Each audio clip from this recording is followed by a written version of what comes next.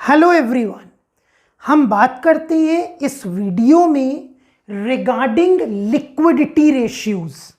ये second video है in the series of ratio analysis. First video हमारा introductory video था जहां पर हमने एक इंट्रोडक्शन डिस्कस किया। इस वीडियो में हम बात करेंगे रिगार्डिंग लिक्विडिटी रेशियोज की। तो शुरू करते हैं हम। देखिए, लिक्विडिटी रेशियोज अगर मैं बात करूं तो सबसे पहले बात आती है लिक्विडिटी की। लिक्विडिटी का मतलब एक ऑर्गेनाइजेशन की ability regarding payment of its dues, its short term obligations. Liquidity में हम चेक करते हैं कि एक ऑर्गेनाइजेशन की उसकी short term dues, short term liabilities को पे करने की एबिलिटी, कैपेसिटी या अगर मैं बोलूं तो फाइनेंशियल स्टैंडिंग क्या है। अगर हम लिक्विडिटी रेशियोज की बात करेंगे तो क्वाइट ऑब्वियस है कि ये रेशियोज कहीं ना कहीं इसी कैलकुलेशन को करते हैं। हम इन रेशियोज के थ्रू ये एनालाइज करते हैं कि एक ऑर्गेनाइजेशन की अपनी शॉर्ट टर्म लाइबिलिटी को पे करने की कैपेसिटी क्या है। It means we can call them short term solvency ratios too। जैसा मैंने लिखा भी है, लिक्विडिटी रेशियोज को हम शॉर्ट टर्म सॉल्वेंसी रेशियोज भी बोलते हैं। शॉर्ट टर्म का मतलब अ पीरियड ऑफ 12 मंथ्स, और ये 12 मंथ्स का पीरियड हमारा अकाउंटिंग पीरियड ही होगा, जिसे हम अकाउंटिंग ईयर या फाइनेंशियल ईयर भी बोलते हैं। अब हम बात करते हैं लिक्विडिटी रेशियोज की। इस कैटेगरी के अंदर हमारे दो रेशियोज आती हैं। Number 1 current ratio and number 2 is are quick ratio. अब सबसे पहले हम बात करते हैं करंट रेशियो की। देखिए, यहां मेंशन है establishes the relationship between current assets and current liabilities. ये जो हमारा करंट रेशियो है, ये करंट एसेट्स और करंट लाइबिलिटीज के बीच के रिलेशनशिप को क्लियर करता है। अगर मैं बात करता हूं करंट एसेट्स और करंट लाइबिलिटीज की, करंट एसेट्स का मतलब होता है हमारी वो एसेट्स जो या तो कैश या कैश इक्विवेलेंट्स की फॉर्म में है।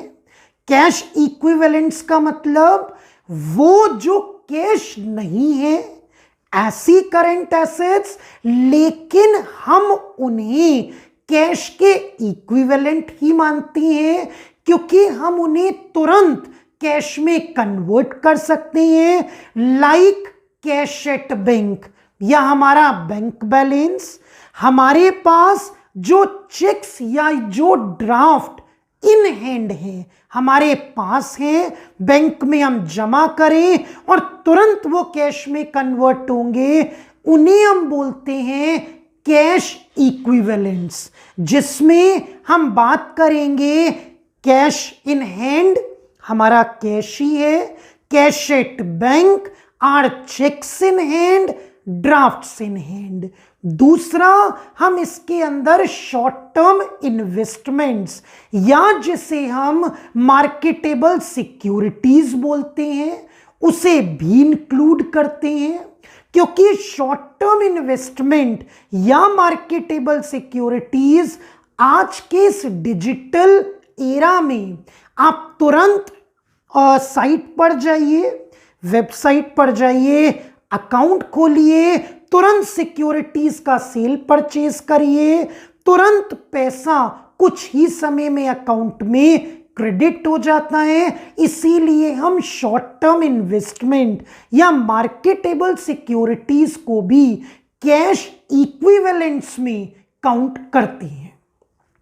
इसके अलावा हम बात कर रहे थे अब कि करेंट एसेट्स का मतलब हुआ हमारी ऐसी एसेट्स जो या तो कैश की फॉर्म में है या कैश इक्विवेलेंट की फॉर्म में है, जो मैंने अभी बताए हमारे पास चेक्स हैं, ड्राफ्ट्स इन हैंड हैं, बैंक बैलेंस हैं, शॉर्ट टर्म मार्केटेबल सिक्योरिटीज या हमारी short term investments marketable securities हैं, या मान लीजिए ऐसी एसेट्स हैं जो with in a period of 12 months from the last balance sheet. इसका मतलब मैंने बोला पिछली बैलेंस शीट से 12 मंथ्स के पीरियड में। इसका मतलब हुआ एक हमारा जो नॉर्मल अकाउंटिंग ईयर है, फाइनेंशियल ईयर है, जो मैंने अभी पहले भी बताया, हम उसी 12 मंथ्स पीरियड की बात करेंगे। तो उस 12 मंथ्स के टाइम पीरियड में जो हमारी एसेट्स बाय डिफॉल्ट अपने आप नॉर्मल ऑपरेटिंग साइकिल में रूटीन वे में कन्वर्ट हो जाती हैं हमारी कैश में या कैश इक्विवेलेंट्स की फॉर्म में, हम उन्हें बोलते हैं current assets. It means we can say that current assets are the assets which are in the form of cash or cash equivalents, or they can be readily convertible into cash or cash equivalents within a period of 12 months from the last balance sheet date or within normal operating cycle. और यही पूरा मैंने आपको बताया भी कि normal operating cycle में, normal business routine activities में, एक फाइनेंशियल अकाउंटिंग ईयर के 12 महीने के टाइम पीरियड में हमारी जो एसेट्स या तो कैश में या कैश के किसी इक्विवेलेंट में अपने आप बाय डिफॉल्ट कन्वर्ट हो जाती हैं, in that form we call them current assets. अब अगर मैं करेंट लाइबिलिटीज की बात करूं तो बिल्कुल रिवर्स होगा। सारी चीजें वही है, नॉर्मल ऑपरेटिंग साइकिल वही है, 12 मंथ्स का पीरियड वही है from the date of last balance sheet या फाइनेंशियल ईयर, अकाउंटिंग ईयर आप बोले। हमारी वो liabilities which are said to be due for payment, जो हमारी पेमेंट के लिए ड्यू हो जाती है उस पर्टिकुलर समय में, टाइम फ्रेम में, जो नॉर्मल रूटीन ऑपरेटिंग साइकिल में जिनको हमें पेमेंट करना होता है, they are said to be current liabilities. तो कहीं ना कहीं करेंट रेशियो हमारा रिलेशनशिप, जैसा मैंने यहां लिखा भी है, एक्सप्रेस करता है between current assets and current liabilities. तो अगर मैं बात करता हूं फॉर्मूले की, तो मैंने यहां लिखा है current assets divided by current liabilities. दूसरा यह मेंशन है indicates whether the enterprise will be able to meet its short term financial obligations as and when they become due for payment। हम इसी की बात कर रहे थे कि ये शो करता है ये रेशियो कि हमारा एंटरप्राइज, हमारा बिजनेस ऑर्गेनाइजेशन की फाइनेंशियल स्टैंडिंग क्या है, फाइनेंशियल कैपेसिटी क्या है in regard to the payment of current liabilities. तो ये जो स्टेटस है, ये जो कंडीशन है, ये क्लैरियंस या क्लियरिटी शो करता है करंट रेशियो। अब अगर हम बात करें एक आइडियल करंट रेशियो की, कि एक आइडियल करंट रेशियो क्या होना चाहिए, तो एक आइडियल करंट रेशियो माना गया है 2:1।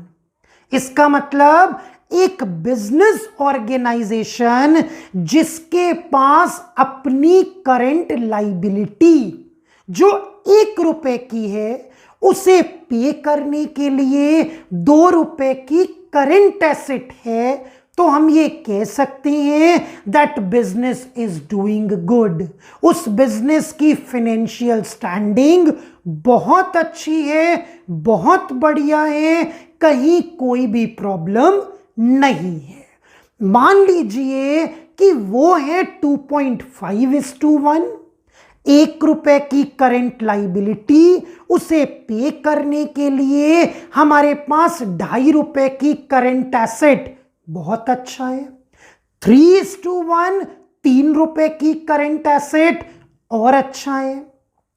तो कहने का मतलब है कि अगर हमारा आइडियल रेशियो 2:1 माना गया है, तो हम इस बेस पर यह चेक कर सकते हैं कि एक बिजनेस का करंट रेशियो क्या है। अगर आइडियल रेशियो के आसपास है, थोड़ा ज्यादा है, बहुत अच्छा, लाइक 2:1 की जगह जैसा मैंने बोला 2.5:1 है, 3:1 है, बहुत अच्छा है। बट मान लीजिए कि ये 5:1 है, 6:1 है, या और भी ज्यादा है, तो हमें देखने में तो अच्छा लगेगा कि 1 रुपए की करंट लाइबिलिटी और उसे पे करने के लिए हमारे पास करंट एसेट है 7 रुपए की, 8 रुपए की, 6 रुपए की। लेकिन हम थोड़ा सा अगर ध्यान देंगे तो कहीं ना कहीं ये भी अच्छी सिचुएशन नहीं है। क्यों? इसकी कई वजह हो सकती है। मान लीजिए आपके पास बिजनेस में इतना स्टॉक इकट्ठा हो रहा है जो सेल में कन्वर्ट नहीं हो पा रहा। जब सेल नहीं होगा, आपकी स्टॉक बढ़ता जाएगा, करंट एसेट्स आपके पास ज्यादा रहेंगी। मान लीजिए सेल तो हो रही है, क्रेडिट सेल है, डेटर्स क्रिएट हो रहे हैं, और आप डेटर से टाइमली पैसा कलेक्ट नहीं कर पा रहे। ये शो करेगा कहीं ना कहीं आपका कलेक्शन मैकेनिज्म डाउन है, कहीं ना कहीं आपका क्रेडिट मैनेजमेंट पॉलिसी में प्रॉब्लम है, इश्यूज हैं। पता चला आपने एक्सटेंडेड क्रेडिट पीरियड या लॉन्गर क्रेडिट पीरियड दे रखा है कि एवरेज 15 दिन की उधारी आप देते थे, अब आप 1-1 महीने की दे रहे हैं, पैसा लेट आएगा। हो सकता है कि कहीं ना कहीं आपके पास कैश या बैंक बैलेंस काफी ज्यादा रखा हो, वो आइडल स्टेट में हो, आपने उसे कहीं इन्वेस्ट ना कर रखा हो। It shows the improper cash management. तो कई सारे ऐसे रीजंस हो सकते हैं, जैसे मैंने कुछ बताए, जो करंट रेशियो के बहुत ज्यादा होने का भी नुकसानदायक है, ये इंडिकेशन प्रोवाइड करते हैं।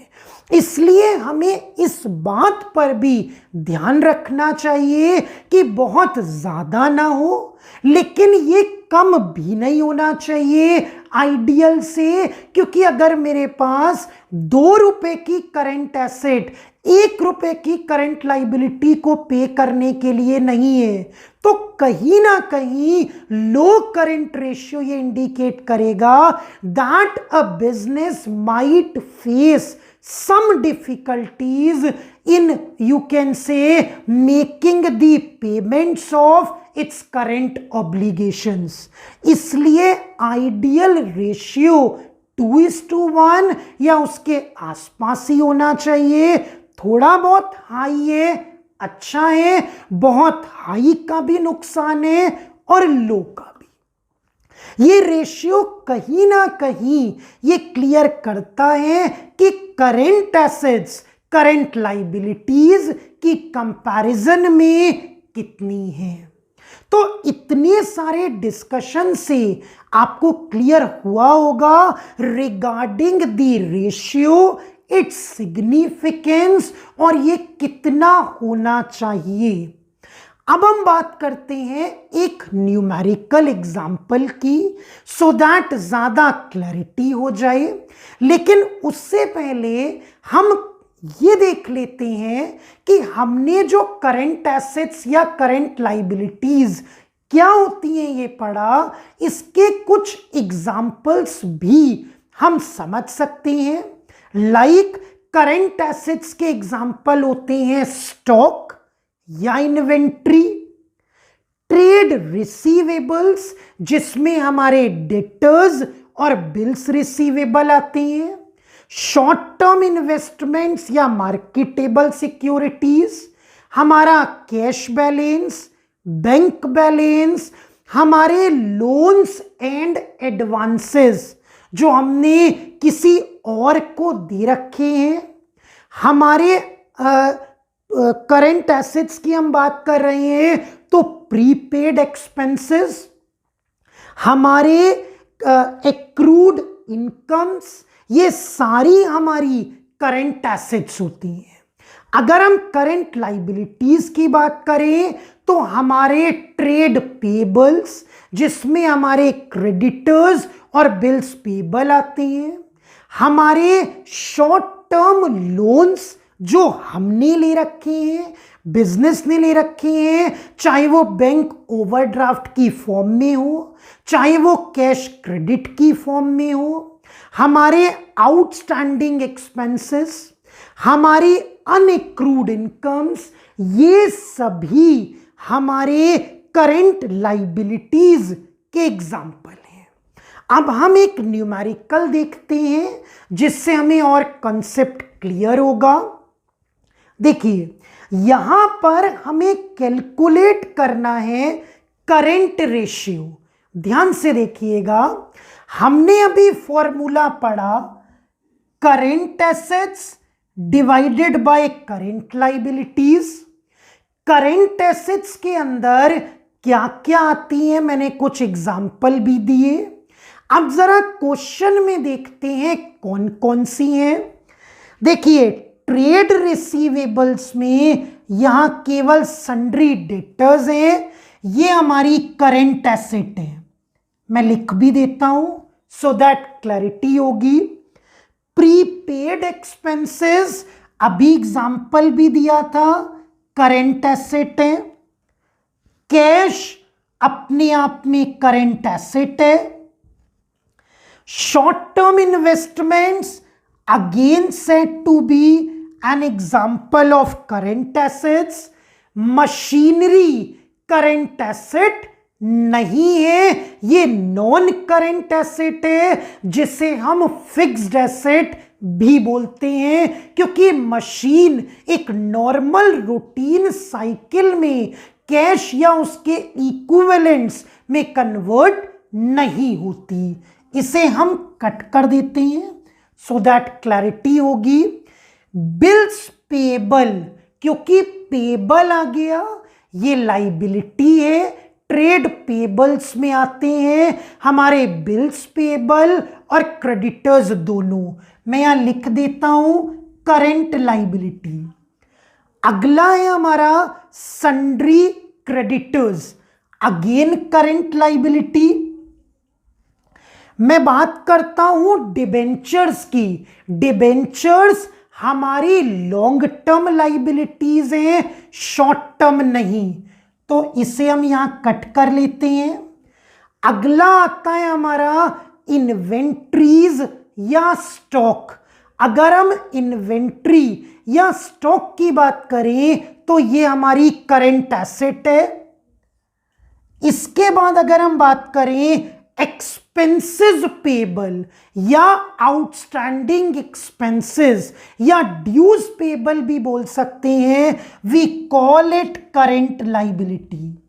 अब ये सारा लिखने का मेरा ऑब्जेक्टिव है कि हमें क्लैरिटी हो पाए कि करंट एसेट्स कौन सी हैं और लाइबिलिटीज कौन सी। अब आप टोटल देखिए, 1 lakh trade receivable, 10,000 prepaid expenses, 1,10,000, 30,000 cash, 1,40,000, 20,000 short term investments, 1,60,000 and 40,000 inventories. ये हो गया हमारा 2 लाख। दोबारा देख लेते हैं, 110, 140, 160 एंड 2 लाख। मैं यहां लिख लेता हूं 2 लाख। डिवाइड करना है हमें करंट लाइबिलिटीज से, और करंट लाइबिलिटीज में 20,000 bills payable, 40,000 sundry creditors, 40,000 expenses payable, 1 lakh. 20 plus 40 60 plus 40 1 lakh, तो 2 lakh divided by 1 lakh, ratio आएगा हमारा 2:1, और हमारा आइडियल रेशियो ही मैच हो गया। इट मींस हमारे बिजनेस की financial standing set to be quite good. So this is set to be our first liquidity ratio, current ratio. अब हम बात करेंगे क्विक रेशियो के बारे में। Now regarding liquid ratio, liquid ratio को हम लोग क्विक रेशियो या एसिड टेस्ट रेशियो भी बोलते हैं। अगर मैं लिक्विड रेशियो की बात करूं तो जैसा हमने करंट रेशियो में पढ़ा, इन द सेम वे वहां पर हम रिलेशनशिप चेक करते हैं between current assets and current liabilities in an organisation. यहां पर हम बात करते हैं about the relationship between liquid assets and current liabilities. तो एक तो कॉमन है, that is the denominator, current liabilities. अगर कहीं डिफरेंस है तो करंट रेशियो में हम बात करते हैं करंट एसेट्स की, और यहां पर हम बात करते हैं लिक्विड एसेट्स की। Now what are liquid assets? एक बात समझिए, हमारी जितनी भी करंट एसेट्स हैं, they all are said to be liquid in nature. अब आप बोलेंगे कि अगर सर सभी लिक्विड हैं तो डिफरेंस क्या हुआ? डिफरेंस ये हुआ, मैंने आधी बात बोली, मैंने अभी बोला all current assets are said to be liquid assets too. ये आधी बात है, आधी अब मैं पूरी करता हूं, except stock and prepaid expenses. सिवाय स्टॉक के, सिवाय प्रीपेड एक्सपेंसेस के, हम सारी करंट एसेट्स को लिक्विड एसेट्स भी बोलते हैं। अब लिक्विड एसेट्स है क्या, उसका टेक्निकल मतलब क्या हुआ, हम ये भी समझ लेते हैं। देखिए, लिक्विड एसेट्स का मतलब होता है ऐसी एसेट्स जो या तो कैश या कैश इक्विवेलेंट्स की फॉर्म में है, या आप उन्हें कैश में कन्वर्ट कर सकते हैं 12 महीने में नहीं, with in a short span of time. बहुत ही कम समय में जिन एसेट्स को या जिन करंट एसेट्स को हम कन्वर्ट कर सकते हैं या तो कैश में, या कैश इक्विवेलेंट में, बैंक बैलेंस में, या किसी दूसरे कैश के इक्विवेलेंट में, we call it liquid asset. Current assets के लिए 12 मंथ्स का टाइम फ्रेम दिया गया है, बट लिक्विड एसेट्स के लिए बोला गया है कि वो करेंट एसेट्स जिन्हें हम कैश या कैश इक्विवेलेंट्स की फॉर्म में बहुत ही कम समय में कन्वर्ट कर सकते हैं, we call them liquid assets. मैंने एक और बात अभी बोली थी, सारी करंट एसेट्स को हम लिक्विड एसेट्स मानते हैं, स्टॉक को नहीं मानते, क्योंकि स्टॉक को हम बहुत जल्दी, बहुत कम समय में रीजनेबल बेसिस पर सेल नहीं कर सकते। प्रीपेड एक्सपेंसेस का मतलब है आपने जिन एक्सपेंसेस का पेमेंट एडवांस कर दिया है वो पैसा वापस रियलाइज नहीं हो सकता, इसीलिए हमने स्टॉक और प्रीपेड एक्सपेंसेस को लिक्विड एसेट्स कंसीडर नहीं किया। यहां लिखा है this ratio indicates the ability of an enterprise to meet its short-term financial obligations, मतलब current liabilities, but in a short span of time, बहुत ही कम समय में। तो इन शॉर्ट ये मानकर चलिए हमारी वो करंट एसेट्स जिन्हें हम बहुत कम समय में भी कैश में कन्वर्ट कर सकते हैं, उनसे पैसा रियलाइज कर सकते हैं, we call them liquid assets. ऐसा सभी करंट एसेट्स के साथ हो सकता है सिवाय स्टॉक और प्रीपेड एक्सपेंसेस के, और रीजन मैंने अभी आपको बताई। अगर मैं यहां करंट रेशियो लिखा है, हम इसको लिक्विड रेशियो बोलेंगे। This is not current, this is liquid ratio. ये फॉर्मूला क्या होगा? करंट रेशियो का फॉर्मूला था current assets upon current liabilities. Liquid ratio का फॉर्मूला होगा liquid assets divided by current liabilities. सारी करंट एसेट्स आएंगी, आई रिपीट, सिर्फ दो नहीं आएंगी, स्टॉक एंड प्रीपेड एक्सपेंसेस। ठीक है, अब बच्चे हम बात करते हैं न्यूमेरिकल की, सो दैट कॉन्सेप्ट और क्लियर हो। यहां लिखा है कैलकुलेट लिक्विड रेशियो। अब हमें लिक्विड रेशियो निकालना है। इसे कैलकुलेट करने से पहले एक और बात हम लोग कर लें। हमने देखा था आइडियल करंट रेशियो 2:1, दुगनी करंट एसेट होनी चाहिए लाइबिलिटीज के कंपैरिजन में, सो दैट पेमेंट आराम से हो पाए। अगर मैं बात करता हूं लिक्विड रेशियो की, तो यहां तो हम बहुत कम समय में पेमेंट करने की बात कर रहे हैं, लाइबिलिटीज वही है, एसेट्स कम हो गई, इसलिए आइडियल लिक्विड रेशियो होता है 1:1। एक बिजनेस एंटरप्राइज में, एक बिजनेस ऑर्गेनाइजेशन में अगर उसकी लिक्विड एसेट्स करंट लाइबिलिटीज के इक्वल हैं, it means the financial condition is very good.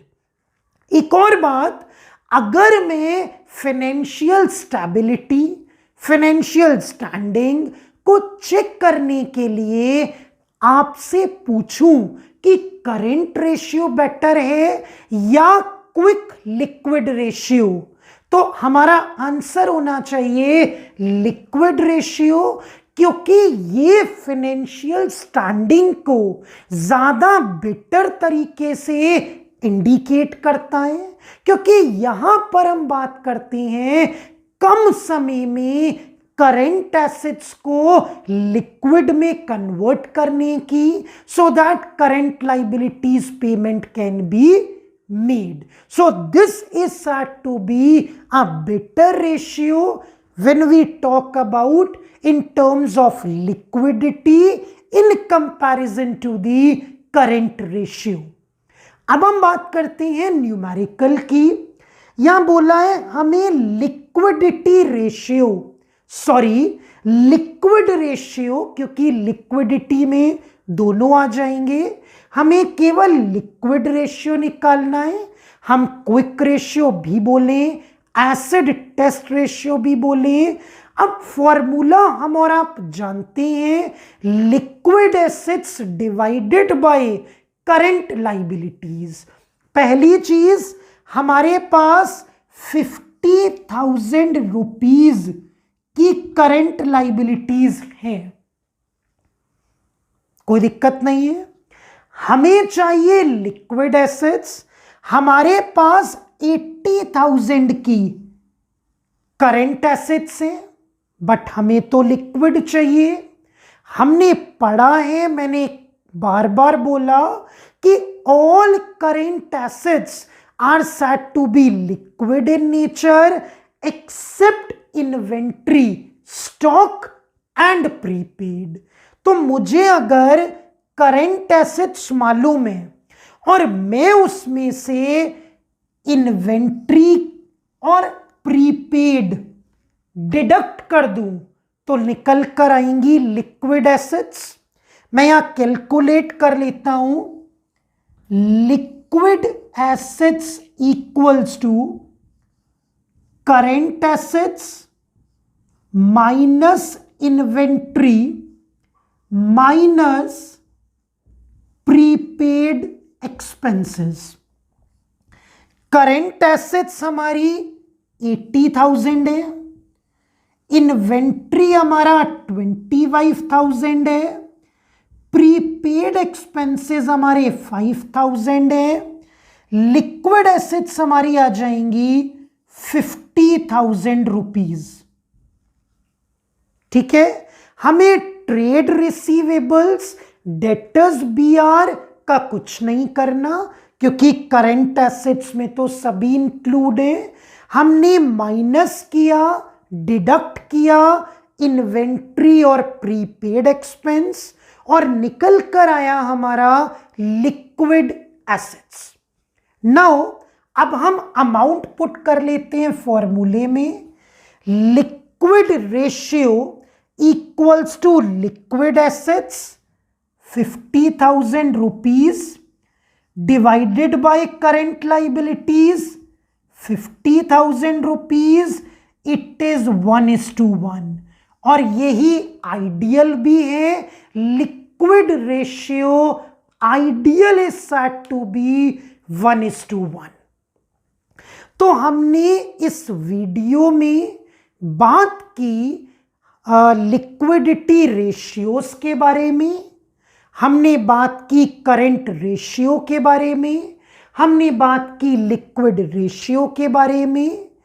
तो आगे का रेशियो से रिलेटेड डिस्कशन हम कंटिन्यू रखेंगे इन फर्दर अपकमिंग वीडियोस.